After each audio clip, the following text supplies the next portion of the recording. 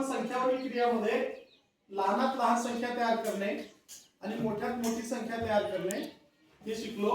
आणि त्याच्यानंतर लहानात लहान संख्या तयार झाली तर त्याच्यातला दशक स्थानचा अंक कोणता, शतक स्थानचा अंक कोणता येईल, किंवा मोठ्यात मोठी संख्या तयार झाली तर त्याच्यातला लहानात लहान म्हणजे दशक स्थानचा अंक कोणता किंवा शतक स्थानचा अंक कोणता असा येईल। तर आता हे अंक दिलेले आहेत 4 2 1 5 आणि 0 म्हणजे 5 अंकी संख्या तयार होईल बरोबर। आता मला सांगा लहानात लहान संख्या सांगा पहिल्यांदा, कोण सांगेल? लहानात लहान संख्या सांग। 1245 उत्तर बरोबर आहे का?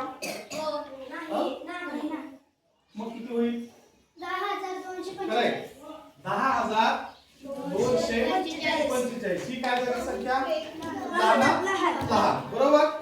आता प्रश्न काय विचारलाय की दिलेल्या अंकाची लहानात लहान संख्या तयार करून दशक स्थानी कोणता अंक येईल। आता या संख्येच्या दशक स्थानी कोणता अंक आहे? कोण सांगेल दशक स्थानी? हा तू सांग। 4 दशक स्थानी कोणता अंक आहे? 4। आता हेच गणित आपण इथं लहान ऐवजी मोठं करूया। दिलेल्या अंकातनं मोठ्यात मोठी संख्या तयार करा आणि दशक स्थानचा अंक सांगा। मोठ्यात मोठी संख्या हा 54,000 आता मोठ्यात मोठी संख्या काय येईल?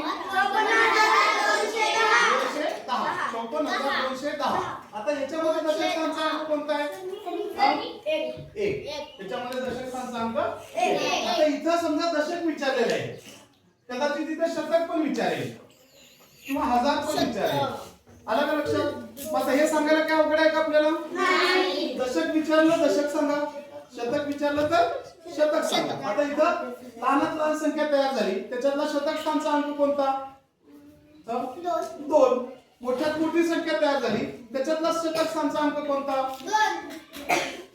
त्याच्यात मध्ये सुद्धा 2च आहे, कारण 5 अंकी संख्या ज्यावेळेस असते एक अंक हा मध्येच असतो, 2 इकडं आणि मधला अंक तो कॉमन असतो, त्यामुळे लहान संख्या तयार झाली तरी शतक स्थानचा अंक तोच आहे आणि मोठी संख्या तयार झाली तरी शतक स्थानचा अंक तोच आहे। कधी होईल? जर संख्या 5 अंकी असतील तर, 4 अंकी असतील तर असं होणार नाही, किंवा 6 अंकी असतील तरी होणार नाही, 5 अंकी असतील तरच हा अंक मधोमध येईल, आला लक्षात?